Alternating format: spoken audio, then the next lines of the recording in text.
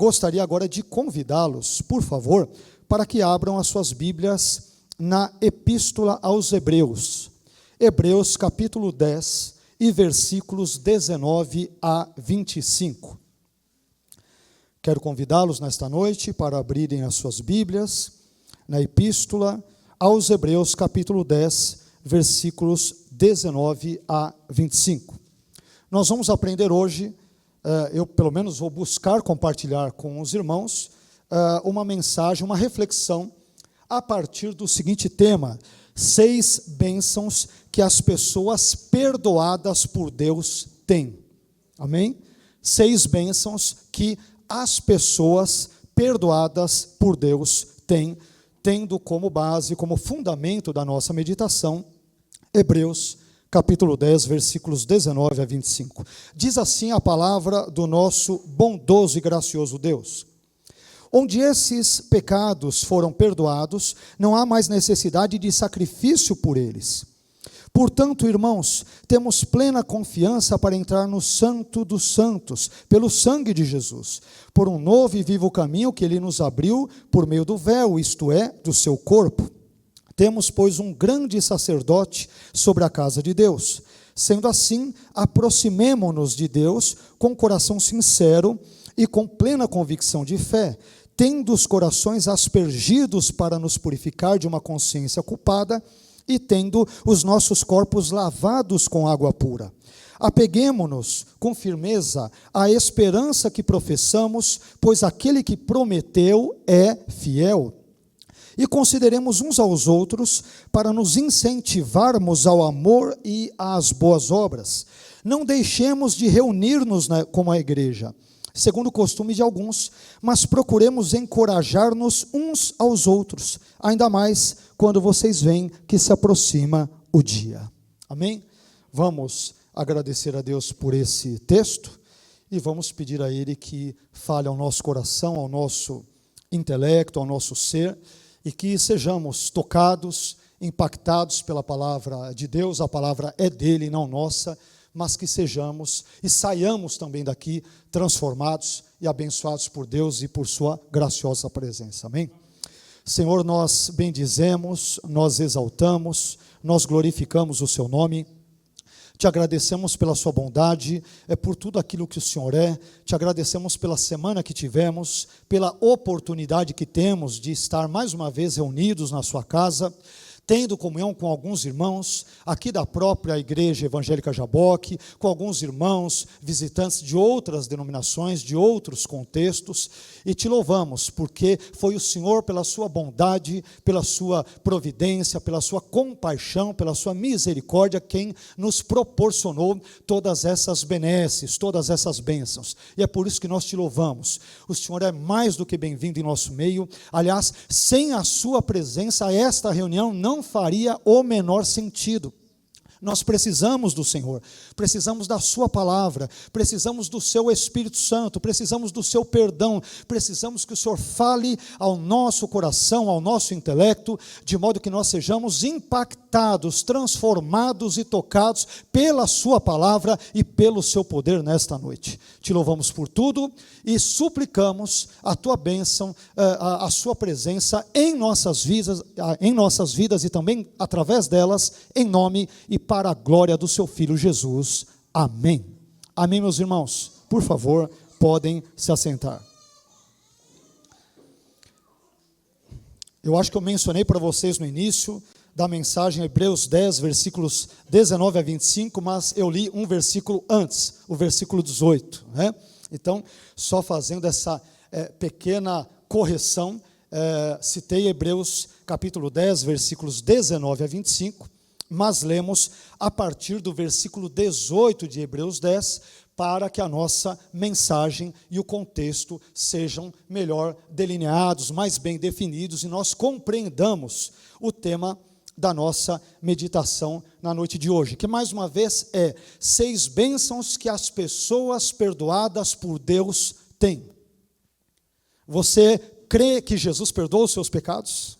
Amém? Então existem 6 bênçãos sobre a sua e sobre a minha vida que nós podemos aprender e que buscaremos aprender com a ajuda sempre importante, imprescindível da graça de Deus nesta noite. Mas, como nós sempre fazemos, é importante darmos aquela introdução bem breve, a fim de que situemos os irmãos no assunto da nossa meditação, da nossa reflexão de hoje à noite. Meus irmãos, um dos propósitos da Epístola aos Hebreus, existem vários, mas um dos propósitos desta Epístola anônima aos Hebreus, visto que nós não sabemos quem foi o seu autor, é estabelecer um contraste entre a grandeza e a superioridade de Jesus Cristo e da nova aliança, por exemplo, em relação a Moisés e à antiga aliança. Moisés, ele foi o representante mais importante da antiga aliança, mas eu aprendo com Hebreus que, nesse contexto, Jesus ele é superior a Moisés, como é superior a todos e quaisquer personagens bíblicos, vétero ou neotestamentários. Mas, através dos incontáveis sacrifícios de animais realizados, sobretudo sob a antiga aliança, nós verificamos que os israelitas, eles tinham as suas culpas expiadas e eles também eram reconciliados com Deus. Porém, a partir da morte de Jesus, o sacrifício perfeito de Deus, todos os sacrifícios de animais se tornaram desnecessários e, por que não dizer também, obsoletos, porque agora o Cordeiro de Deus que tira o pecado do mundo foi entregue na cruz por nós, por mim e por você. Então, a partir do momento em que Jesus morre na cruz pelos nossos pecados, e por meio da graça divina nós depositamos a nossa fé nele, os nossos pecados são então perdoados por Deus. E de acordo com o texto bíblico que nós acabamos de ler, pessoas perdoadas por Deus desfrutam de pelo menos 6 bênçãos na vida cristã.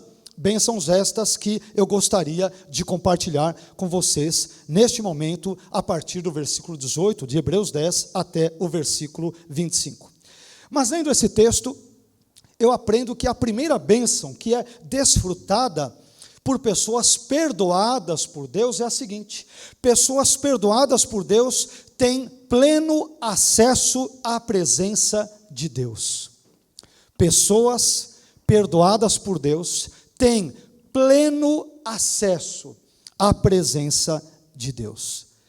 Leia comigo o que dizem os versículos 19 e 20 de Hebreus 10. Olha que texto maravilhoso. Portanto, irmãos, temos plena confiança para entrar no Santo dos Santos pelo sangue de Jesus. Versículo 20. Por um novo e vivo caminho que ele, isto é, Jesus, nos abriu por meio do véu, isto é, do seu corpo.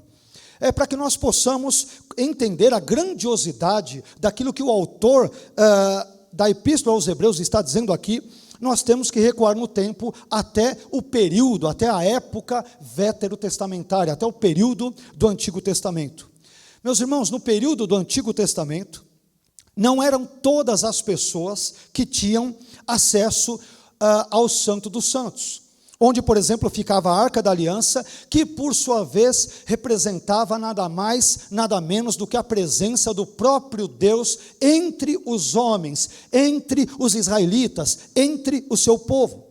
Apenas o sumo sacerdote tinha acesso ao Santo dos Santos, e isto ainda ocorria apenas uma vez por ano, de acordo com Êxodo capítulo 30 e versículo 10, e de acordo, por exemplo, com Hebreus capítulo 9 e versículo 7. Percebam, portanto, que na antiga aliança havia uma restrição dupla no acesso ao Santo dos Santos. Em primeiro lugar, havia aquilo que eu chamaria de uma restrição pessoal. Não era qualquer pessoa que podia ter acesso ao Santo dos Santos, mas somente o sumo sacerdote que tinha tal privilégio. Segundo, havia uma restrição temporal. Este acesso ao Santo dos Santos só poderia ocorrer uma vez por ano. Era assim que funcionava o acesso ao Santo dos Santos e, portanto, a presença de Deus no contexto, de forma ampla, no contexto veterotestamentário. Porém, quando nós folheamos as páginas do Novo Testamento, nós descobrimos, graças a Deus, que as coisas são bem diferentes. Quando Deus se faz homem na pessoa bendita de Jesus, e morre na cruz pelos nossos pecados, pelos meus e os teus pecados, então essa dupla restrição pessoal e temporal, ela cai por terra, a partir do momento em que Jesus morreu na cruz por nossos pecados, e nós cremos neste sacrifício que foi realizado por nós. Então, meus irmãos, não há mais nenhum tipo de restrição no nosso acesso à presença de Deus. Não há, por exemplo, em primeiro lugar, não há mais restrição pessoal, porque, de acordo com 1 Pedro 2,9, nós somos o sacerdócio real de Deus. E de acordo, por exemplo, com Apocalipse 1,6, Jesus nos fez reis e sacerdotes para Deus. E em segundo lugar, não há também mais restrição temporal. No contexto da nova aliança, o acesso a Deus não é mais anual, não é mais uma vez por ano apenas, mas ele pode ocorrer no dia e horário em que você e eu quisermos. Hoje nós podemos dobrar os nossos joelhos em qualquer lugar e a qualquer hora, cientes de que Deus está ouvindo a nossa prece e é poderoso para nos ouvir, nos perdoar, nos abençoar, nos transformar, nos salvar, nos vivificar, nos avivar e assim por diante. Pessoas perdoadas por Deus têm pleno acesso justamente à presença de Deus. Não precisamos mais de sacerdotes como intermediários, porque Deus nos fez reis e sacerdotes.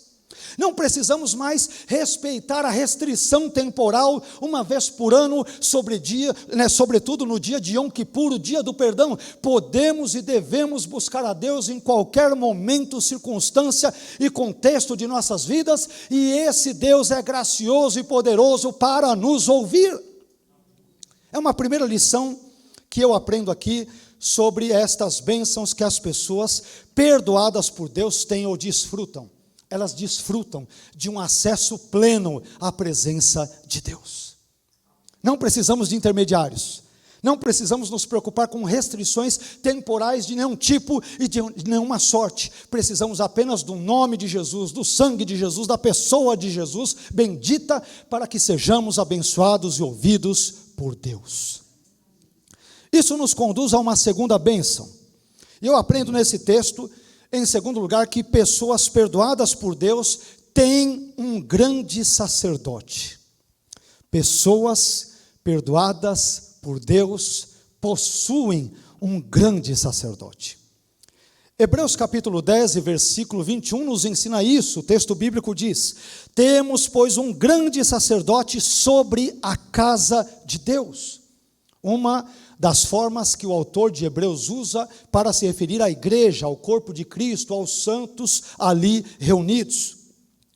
Meus irmãos, se por um lado nós somos o sacerdócio real de Deus, por outro lado, nós também temos o sumo sacerdote divino, Jesus, ao nosso lado.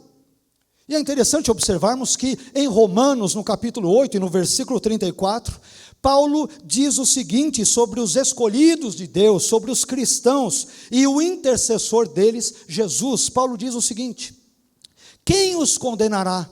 Os escolhidos de Deus, pois é Cristo quem morreu, ou antes, quem ressuscitou dentre os mortos, o qual está à direita de Deus e também intercede por nós. Sabe por que nós somos abençoados? Porque Jesus, o nosso sumo sacerdote, intercede por nós. Sabe por que Deus ouve as nossas orações? Porque Jesus, o nosso sumo sacerdote, intercede por nós. Sabe por que nós somos absolvidos diante de Deus? Porque Jesus, o nosso sumo sacerdote, intercede por nós. Nós temos um intercessor à direita de Deus, e esse intercessor, segundo a Bíblia, não é Maria, não é um anjo, não é um mártir cristão, e também não é um santo do passado, mas é o bendito, eterno, soberano e sublime Jesus Cristo de Nazaré. Portanto, pessoas perdoadas por Deus têm um grande sacerdote, que intercede por elas, que intervém em favor delas, e este sumo sacerdote se chama Jesus Cristo de Nazaré. Nós temos este intercessor. nós temos este grande sacerdote, este supremo sacerdote sobre a casa de Deus, sobre a igreja, sobre nós, que é o Senhor Jesus. Isso nos leva a uma terceira bênção, da qual pessoas perdoadas por Deus desfrutam. Eu aprendo, portanto, em terceiro lugar, essa terceira bênção, que é a seguinte: pessoas perdoadas por Deus têm um coração sincero e convicção de fé. Pessoas que foram perdoadas por Deus têm duas coisas: um coração sincero e convicção de fé. Hebreus capítulo 10, versículo 22 nos ensina isso. O texto diz o seguinte, abre aspas: sendo assim, aproximemo-nos de Deus com um coração sincero e com plena convicção de fé, tendo os corações aspergidos para nos purificar de uma consciência culpada, e tendo os nossos corpos lavados com água pura. Aqui o autor de Hebreus nos incentiva a nos aproximarmos de Deus, a nos achegarmos a Deus, de duas formas, como nós mencionamos, com um coração sincero e com plena convicção de fé. Em primeiro lugar, o autor de Hebreus nos estimula a nos aproximarmos de Deus com um coração sincero. Meus irmãos, e se aproximar de Deus com um coração sincero significa, nesse caso, se aproximar dele de uma forma verdadeira, não fingida, sem falsidade, sem hipocrisia. E aqui é interessante que a palavra que aparece em algumas das nossas traduções, eu estou usando a NVI, por exemplo, mas a palavra usada aqui como sincero é o adjetivo grego aletinos, que significa genuíno, real, aquilo que corresponde em todos os sentidos ao seu nome, aquilo que tem a natureza que corresponde ao seu nome.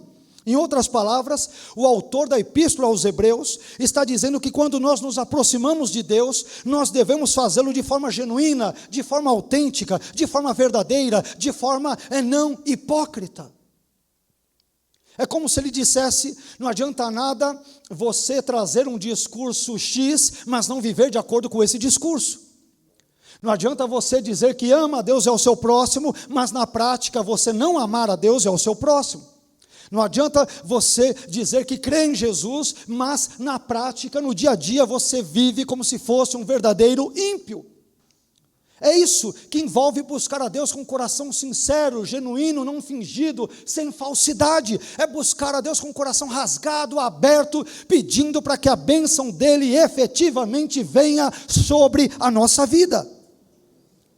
E em segundo lugar, meus irmãos, o autor de Hebreus também nos estimula a nos aproximarmos com Deus com plena convicção de fé. Esse ponto é bem interessante. Aqui a palavra traduzida como plena convicção é um substantivo grego, não precisa gravá-lo, não se assuste com o nome, mas é o substantivo grego pleroforia, que significa plena certeza, convicção forte, confiança inabalável. E o raciocínio do autor da Epístola aos Hebreus, nesse ponto, ele é muito simples, muito lógico, muito certeiro.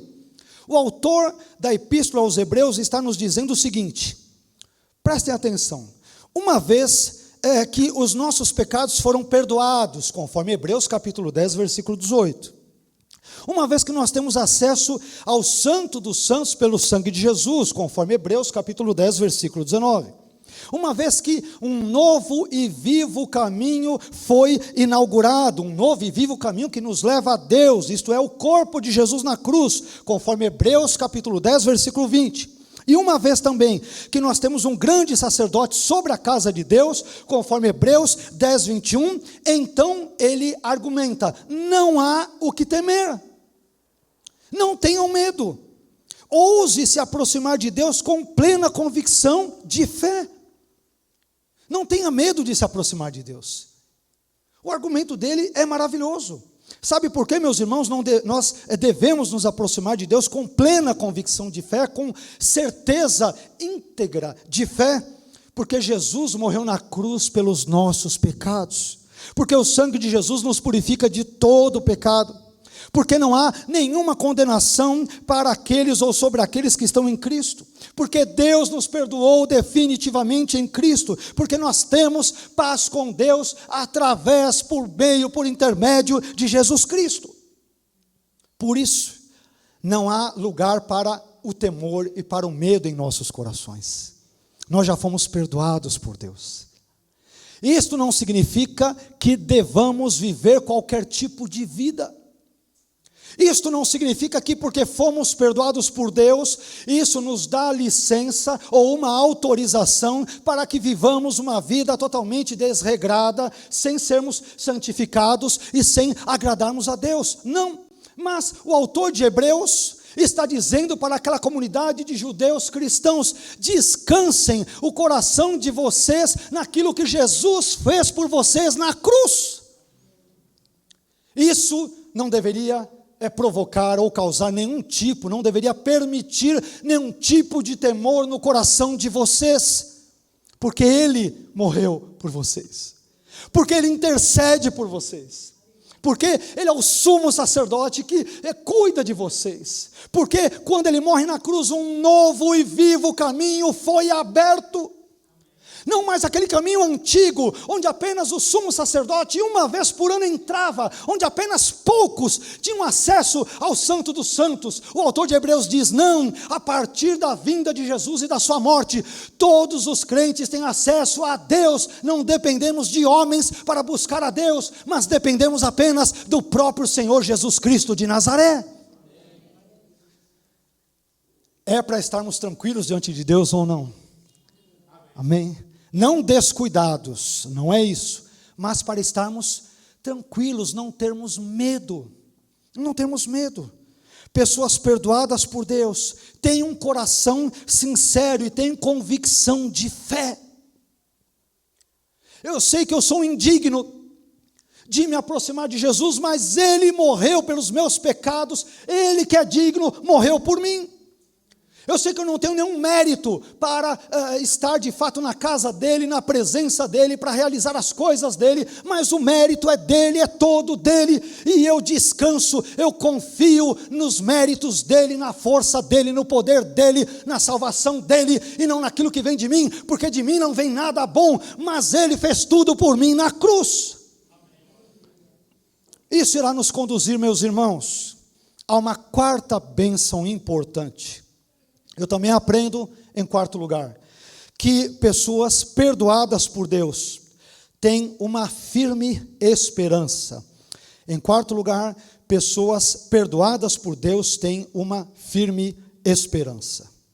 Hebreus 10, 23 nos diz isso. O texto diz: apeguemo-nos com firmeza à esperança que professamos, pois aquele que prometeu é fiel. Que coisa maravilhosa. Apeguemo-nos com firmeza à esperança que professamos. Qual o motivo disso, autor de Hebreus? Façam isso porque aquele que prometeu tudo para vocês é fiel. Neste versículo, o autor de Hebreus nos orienta a nos apegarmos ao conjunto de verdades e valores cristãos que você e eu professamos, você e eu confessamos e nos quais você e eu acreditamos. Nós não acreditamos que Deus se fez homem na pessoa de Jesus? Cremos, não cremos? Então, nos apeguemos com firmeza a isso. Nós não acreditamos que Jesus morreu na cruz pelos nossos pecados? Então, nos agarremos firmemente a essa verdade. Nós não compreendemos que Jesus ressuscitou ao terceiro dia, então que nós abracemos isto. Mas por que, afinal de contas, devemos nos apegar com firmeza à esperança que nós professamos? Todo aquele conjunto de crenças, de valores cristãos, de ensinamentos bíblicos que, digamos, irá compor o arcabouço da nossa fé, a estrutura da nossa fé, aquilo que nos dará a identidade, a característica de cristãos. Por que nós devemos nos apegar à esperança no que tange aquilo que nós professamos? E mais uma vez, Hebreus 10, 23, parte B diz: pois aquele que prometeu é fiel. Meus irmãos, devemos nos apegar com firmeza à esperança que nós professamos, porque Deus prometeu nos enviar o seu Filho, e efetivamente nos enviou o seu Filho, porque Ele é fiel. Porque o Deus que prometeu nos perdoar em Cristo, Ele já nos perdoou efetivamente em Cristo, porque Ele é fiel. Devemos confiar nele, porque o Deus que prometeu nos salvar em Cristo, Ele de fato nos salvou e nos salvará em Cristo, porque Ele é fiel, e Ele faz tudo isso porque é fiel. Ele é fiel a si mesmo, Ele é fiel à sua essência, Ele é fiel aos seus atributos, Ele é fiel ao seu caráter, às suas promessas e à sua palavra eterna, inerrante, infalível e transformadora. Por isso, pessoas perdoadas por Deus têm uma firme esperança. E essa esperança não está nelas mesmas, não está em nós mesmos. A nossa esperança está naquele que é fiel, que nunca nos decepcionou, que nunca nos decepcionará. É fato que pessoas com frequência nos decepcionam, igrejas podem nos decepcionar, pastores, teólogos, líderes cristãos podem nos decepcionar, e daqui a pouco nós vamos entrar nesse assunto, que é um assunto talvez um pouco mais sério aqui em Hebreus, e ele está no último ponto, mas daqui a pouco nós chegaremos lá. Mas Deus nunca nos decepciona, Ele é fiel a si mesmo, a sua palavra, aos seus atributos, aos seus valores, Ele é fiel. Descansemos, portanto, na fidelidade de Deus, confiemos na fidelidade de Deus, creiamos na fidelidade de Deus, sabendo que tudo quanto Ele nos prometeu, no devido tempo Ele haverá de cumprir, porque Ele é fiel. Isso nos leva a uma quinta e penúltima bênção nesse texto, quinta e penúltima bênção. Eu também aprendo nesse texto, em quinto lugar, que pessoas perdoadas por Deus têm o dever de incentivar outros quanto à prática dos valores cristãos. Pessoas perdoadas por Deus têm o dever de incentivar outros, dentro do contexto cristão, é claro, quanto à prática dos valores cristãos. Hebreus capítulo 10, versículo 24, diz o seguinte: e consideremos uns aos outros para nos incentivarmos ao amor e às boas obras. Pessoas perdoadas por Deus, elas têm o dever e têm o desejo de incentivar irmãos em Cristo a praticar obras cristãs, valores de Deus, valores do reino de Deus. Meus irmãos, uma vez que nós confiamos na fidelidade de Deus, conforme o ponto anterior que acabamos de meditar sobre ele, então, como cristãos, nós devemos incentivar os nossos irmãos e irmãs em Cristo a praticarem os valores cristãos.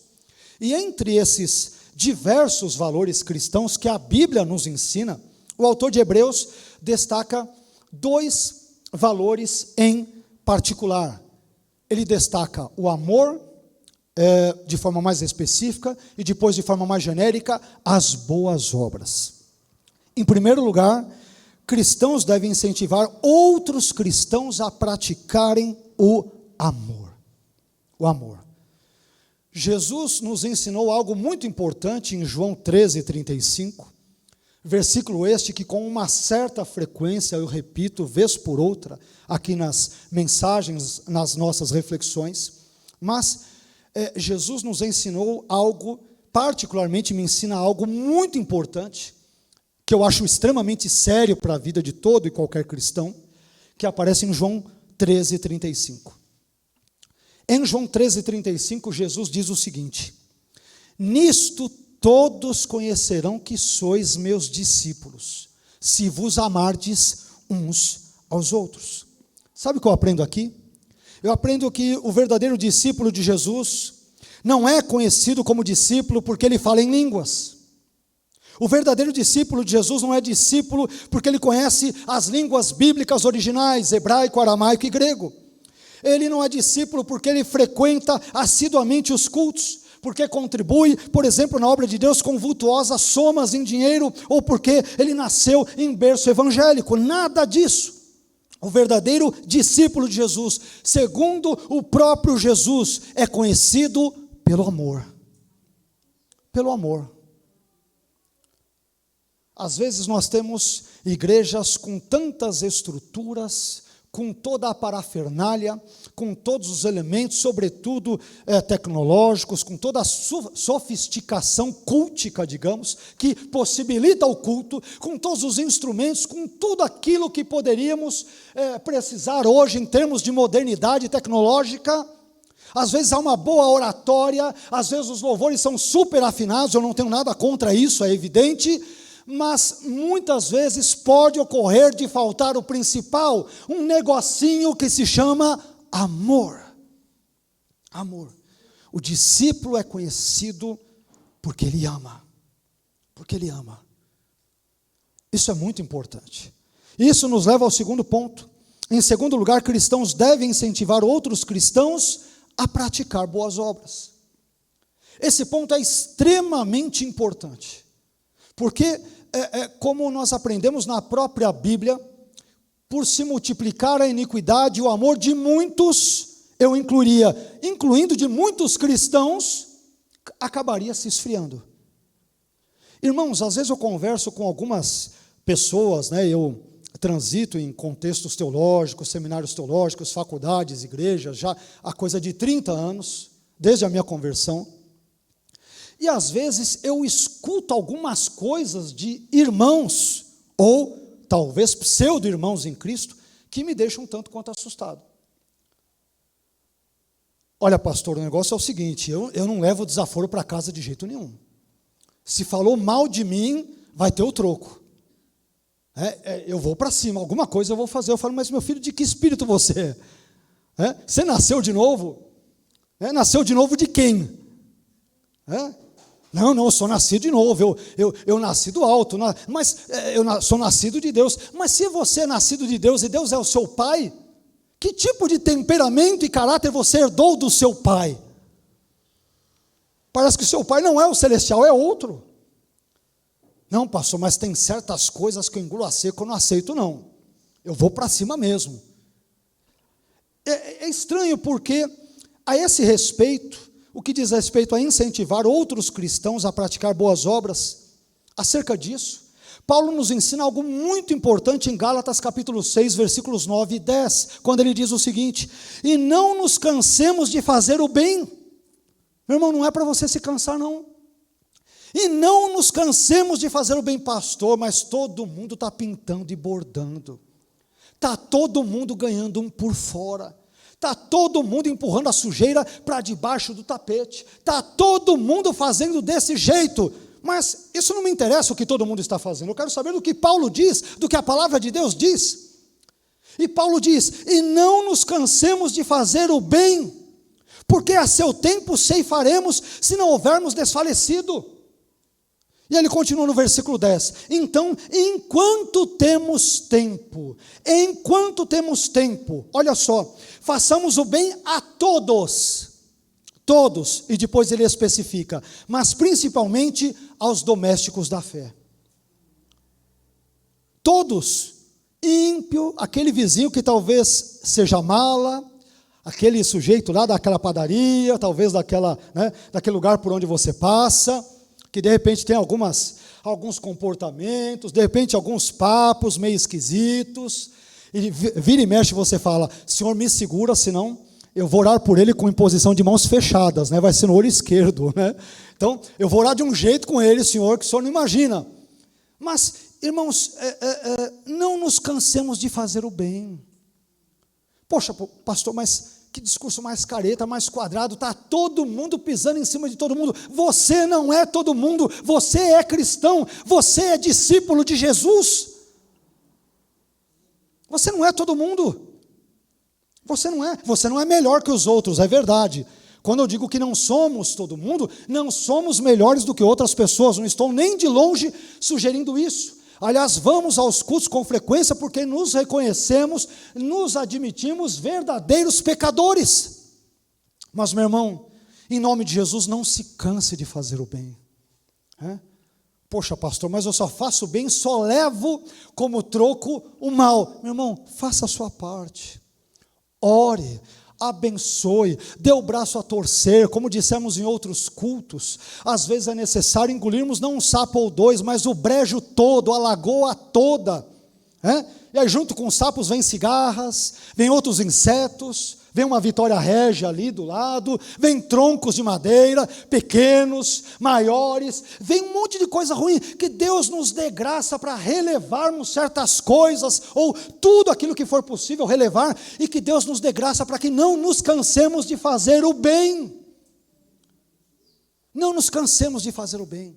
Mas eu tenho percebido nas minhas andanças e em várias conversas, crentes desanimados que já se cansaram de fazer o bem, porque não vem retorno. Mas irmãos, confiemos em Deus. Se Ele diz para fazermos o bem, ainda que as pessoas nos devolvam o mal, façamos o bem. A nossa recompensa não vem de homens, vem de Deus. Deus está vendo, Ele é testemunha, Ele sabe as injustiças que eu e você eventualmente tenhamos sofrido. Ele nos ama e no tempo certo Ele haverá de recompensar, como o próprio autor de Hebreus diz, Ele é fiel, Ele é fiel. Então não nos cansemos. Além disso, quando nós lemos o texto, nós vamos descobrir outra coisa interessante. Quando nós vamos, por exemplo, em Mateus no capítulo 5, versículo 16, em Mateus 5,16, Jesus diz que a nossa luz deve resplandecer diante dos homens, para quê? Para que eles vejam as nossas boas obras e glorifiquem ao nosso Pai que está nos céus. Paulo, em Efésios capítulo 2, versículo 10, ele diz que nós somos criados em Cristo Jesus para as boas obras, as quais Deus preparou para que andássemos nelas. Boas obras. Portanto, se nós somos cristãos, nós devemos não apenas praticar boas obras, mas também devemos incentivar outros cristãos a fazerem o mesmo. Ainda que recebamos como moeda de troca o mal, a injúria, a difamação, a calúnia e assim por diante. Nós sabemos muito bem que somos salvos pela graça divina e não pela prática de boas obras. Nós sabemos disso. Mas as boas obras, meus irmãos, elas revelam o caráter de um verdadeiro cristão. Porque, como o próprio Senhor Jesus muito bem disse, pelos seus frutos os conhecereis. Que tipo de cristãos são estes que vemos nos dias de hoje? Cristãos que eu diria, talvez, claro que falando ironicamente, pós-modernos, que você não vê bons frutos na vida deles. De repente são aparentemente muito espirituais, estão envolvidos em muitas coisas da igreja, em muitos pontos, isso é importante, claro que tem a ver inclusive com o nosso último ponto, sobre o qual vou falar daqui a pouco, e vou me deter bastante no último ponto, que é extremamente importante aqui, especialmente para o tempo em que nós vivemos. Mas eu te pergunto, que tipos de fruto, meu irmão, você tem produzido? Frutos bons ou frutos maus, frutos doces ou frutos amargos? Não nos esqueçamos de que pessoas perdoadas por Deus têm o dever de incentivar outros quanto à prática dos valores cristãos. Amém? Não importa se outros não estão fazendo, não importa se outros pastores de outras igrejas não estão pregando. Nós não precisamos agir assim, devemos apenas obedecer às Escrituras e nos submetermos a elas. Isso nos levará à sexta e última bênção, que é a seguinte: pessoas perdoadas por Deus têm o desejo de promover a comunhão cristã. Pessoas perdoadas por Deus têm o desejo de promover a comunhão cristã. Esse último ponto do autor aos Hebreus é especialmente sensível e relevante para o dia em que para o momento, melhor dizendo, em que você e eu vivemos. Ele é especialmente importante. Vocês já vão entender em seguida. Hebreus 10, 25 diz: não deixemos de reunir-nos como igreja, segundo o costume de alguns, mas procuremos encorajar-nos uns aos outros, ainda mais quando vocês veem que se aproxima o dia. talvez se referindo ao dia da vinda de Jesus e a todos os eventos escatológicos decorrentes da vinda de Jesus. Mas, para nós compreendermos melhor o que o autor de Hebreus está dizendo aqui, de novo, nós temos que retroceder até o contexto da epístola aos Hebreus, no primeiro século da nossa era. E eu pergunto para os irmãos, por que alguns cristãos judeus tinham o costume de não frequentar os cultos segundo Hebreus 10, 25? Por que eles tinham esse costume? Ao que tudo indica, muitos cristãos judeus, aos quais a epístola aos Hebreus era destinada, tudo indica pelo contexto que eles estavam sendo perseguidos pelo fato de serem judeus e de terem abraçado uma nova fé, a fé cristã. E talvez, meus irmãos, Hebreus no capítulo 2 e versículo 18, esteja se referindo a tais perseguições, quando diz que, tendo em vista, abre aspas, tendo em vista o que ele mesmo, Jesus, sofreu quando provado, ele, Jesus, é capaz de socorrer aqueles que também estão sendo provados. Então, se nós estivermos certos em nossa interpretação, muitos judeus cristãos estavam deixando de congregar nesse contexto aqui, dentre outras possíveis razões, por causa da perseguição que eles estavam sofrendo por terem abraçado a fé cristã. Bem, mas esse tema do deixar de congregar, ou do deixar de frequentar a igreja, ou a reunião, os cultos públicos, é um tema, como eu disse, muito relevante para a nossa época. Quer ver só uma coisa? Segundo um levantamento feito pela revista Isto É, em 2017, eu citei esse dado meses atrás, na verdade mais de 1 ano e meio atrás, eu creio, mas segundo esse levantamento feito em 2017 pela revista Isto É, o número de desigrejados no Brasil, já naquela época, há 5 anos, era estimado como sendo superior a 4 milhões de pessoas. 4 milhões de pessoas que dizem ser crentes, dizem ser cristãs, dizem confiar em Deus, dizem que Jesus é o seu Senhor e Salvador, mas não frequentam os cultos. O número já era de mais de 4 milhões há 5 anos atrás. Hoje, talvez esse número já tenha chegado perto ou ultrapassado os 5 milhões de pessoas que se dizem cristãs, mas por N motivos, vamos ver alguns deles, né, não querem, alguns não podem, mas quando não pode é outra história, mas alguns que não querem frequentar cultos.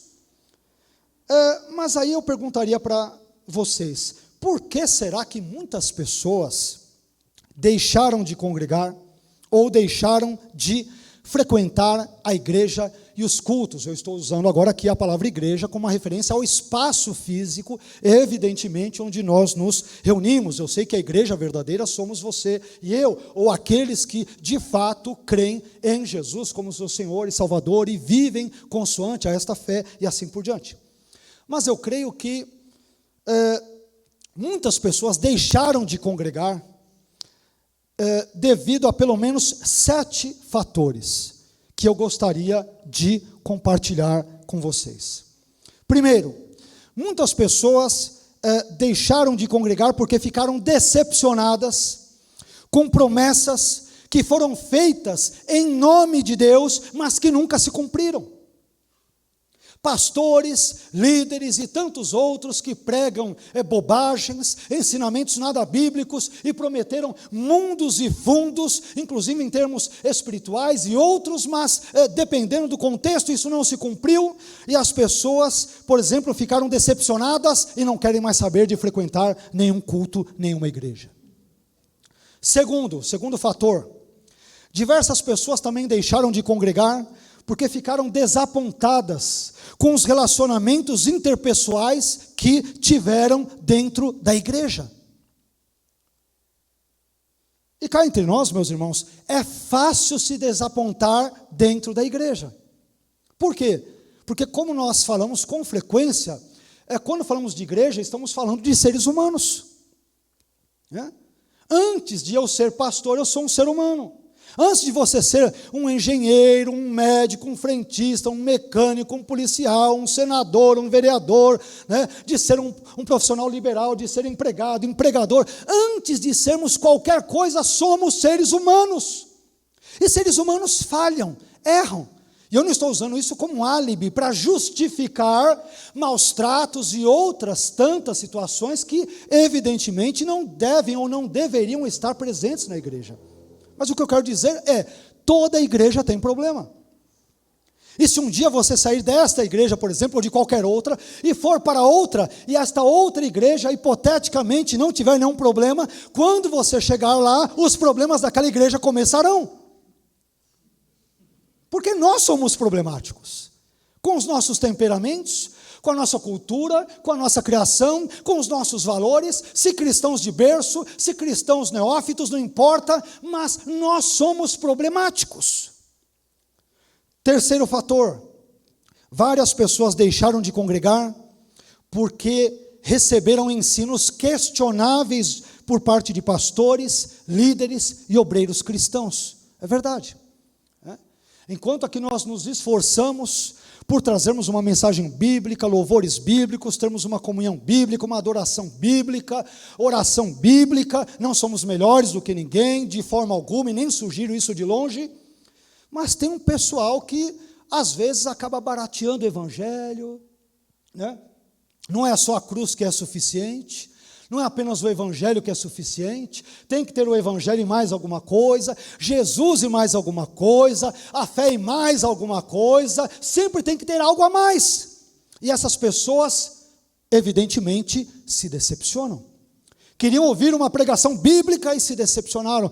Um ensino bíblico e só ficaram ouvindo o pastor em 40 minutos de pregação, meia hora deles pedindo dinheiro, dinheiro, dinheiro, indo de Gênesis, Apocalipse, falando de dinheiro, de money, de dinheiro, de dinheiro e de dinheiro.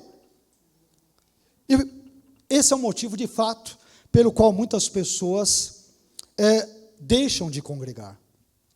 Mas, em quarto lugar, ponto muito importante e difícil, muitas pessoas também deixaram de congregar por causa dos maus exemplos éticos e ou morais dados pelos seus líderes. Então isso nós temos também no nosso contexto cristão. Infelizmente temos pastores que, em vez de darem bons exemplos, dão maus exemplos. Líderes de várias áreas que, em vez de serem modelo de fé dos fiéis, são os primeiros a agir de uma forma moralmente questionável, terrível. Sim, isso também acontece. Nós não temos nenhuma propensão a empurrarmos problemas para debaixo do tapete em termos genéricos, né? Em termos genéricos, isso ocorre, infelizmente.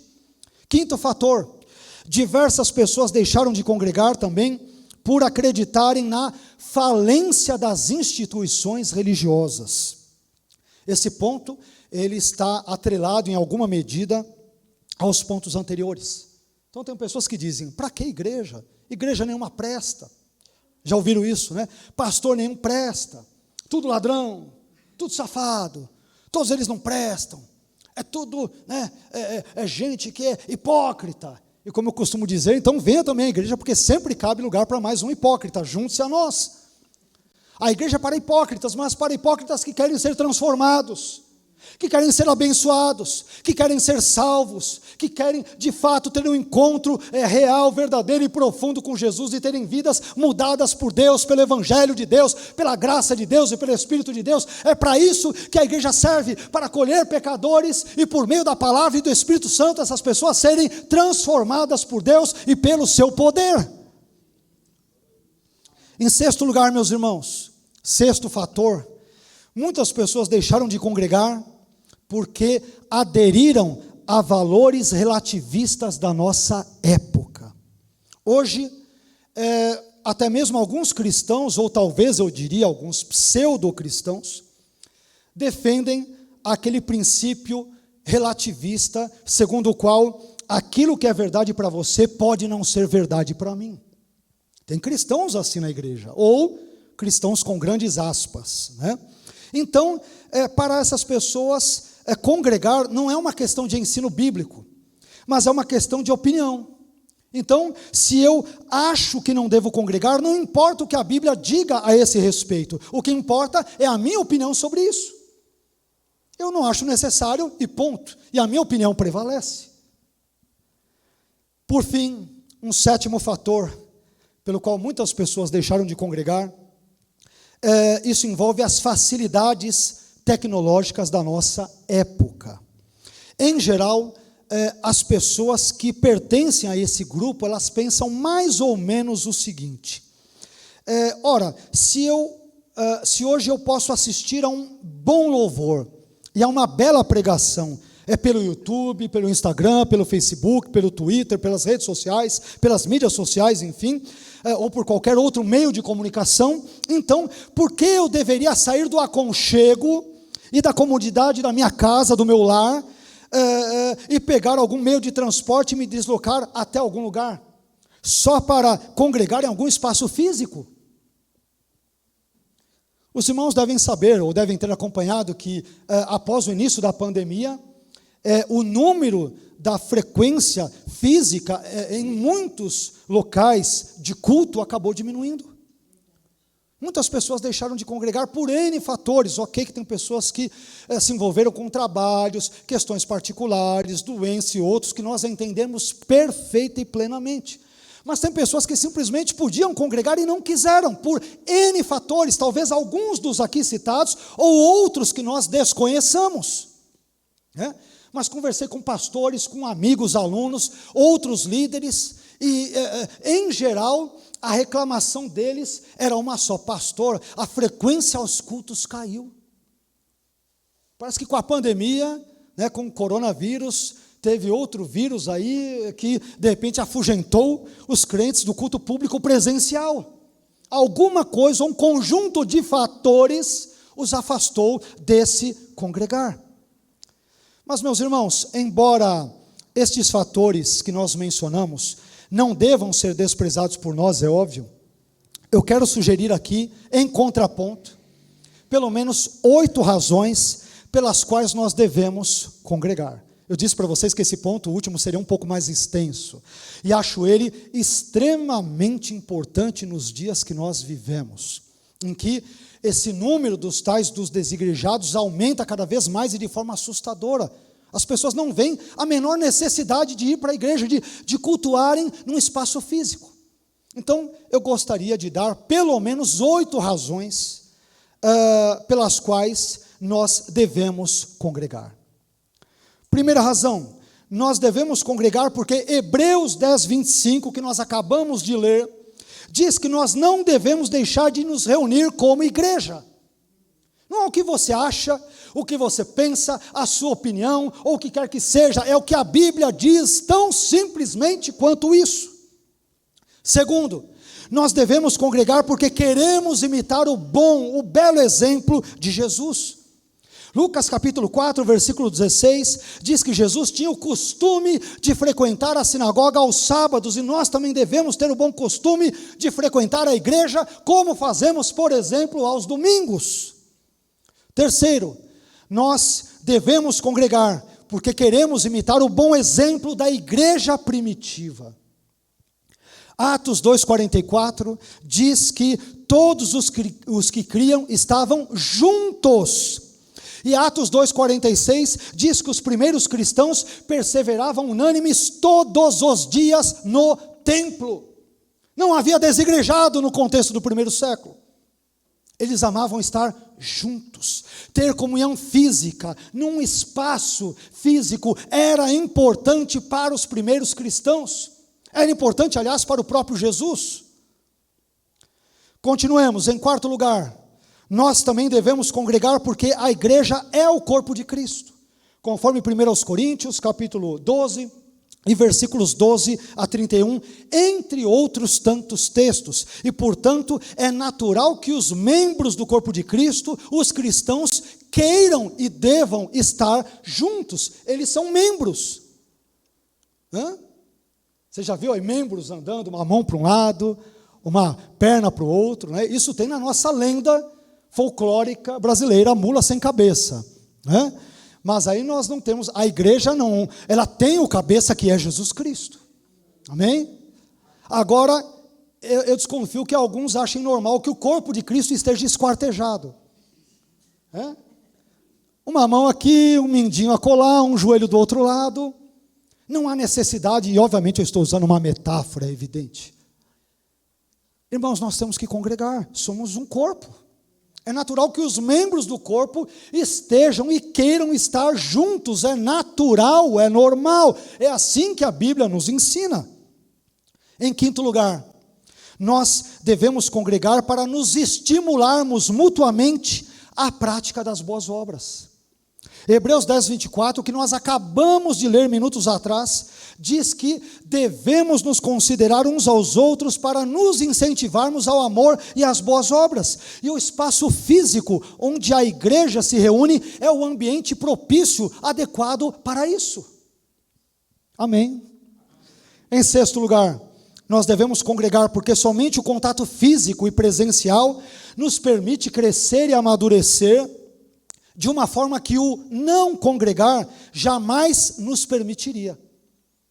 Tem coisas que apenas com contato físico, é o abraço, é olhar no olho do irmão, é ver que o irmão, de repente você falou algo para ele que tocou o coração dele, que ele ficou emocionado, você o abraçou, você o tocou, você apertou a mão dele com força, com carinho, você o estimulou, e de repente aquilo foi um gás que Deus lhe deu para ele aguentar a semana toda. Poxa, eu fui naquele lugar e tem irmãos que me amam, me abraçaram com carinho, eu percebi o amor deles, o carinho deles, o gesto deles ao me receberem, e isso não pode ocorrer de outra forma a não ser com o contato físico e presencial.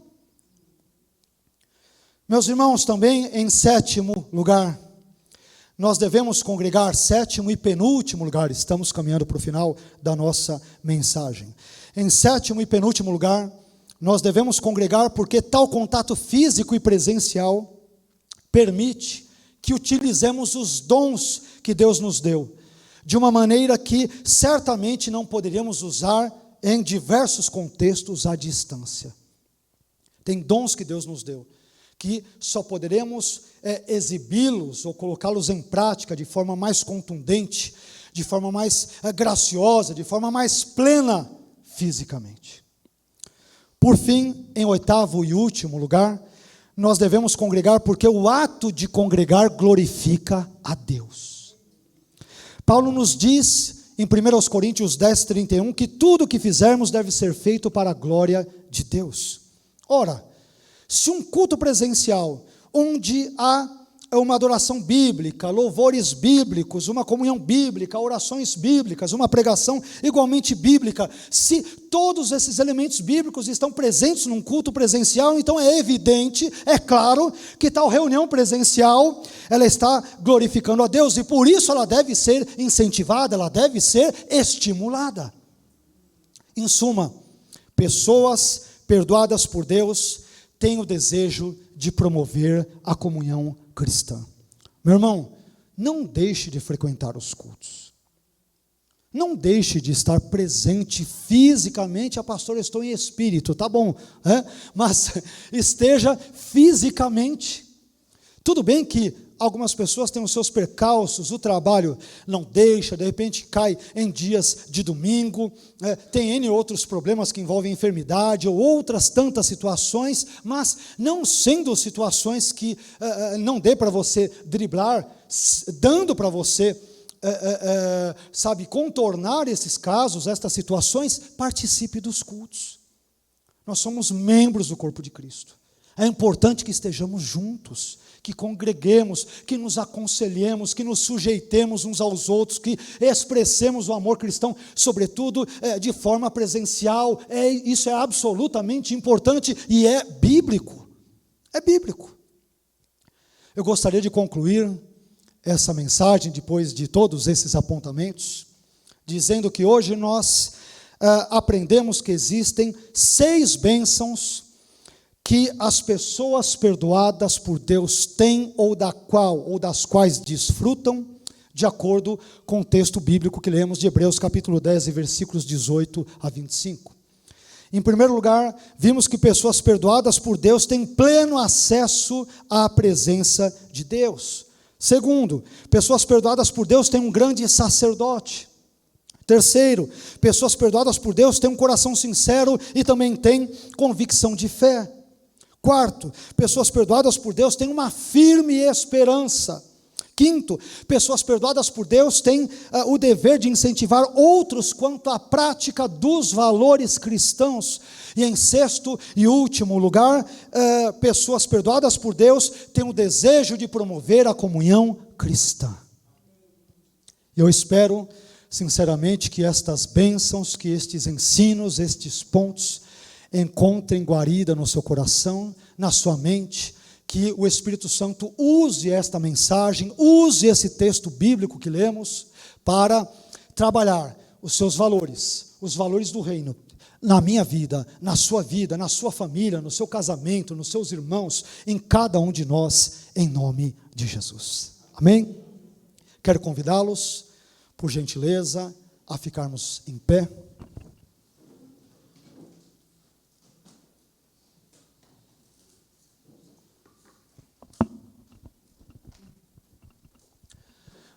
Nós louvamos a Deus, meus irmãos, porque Deus nos perdoou em Cristo.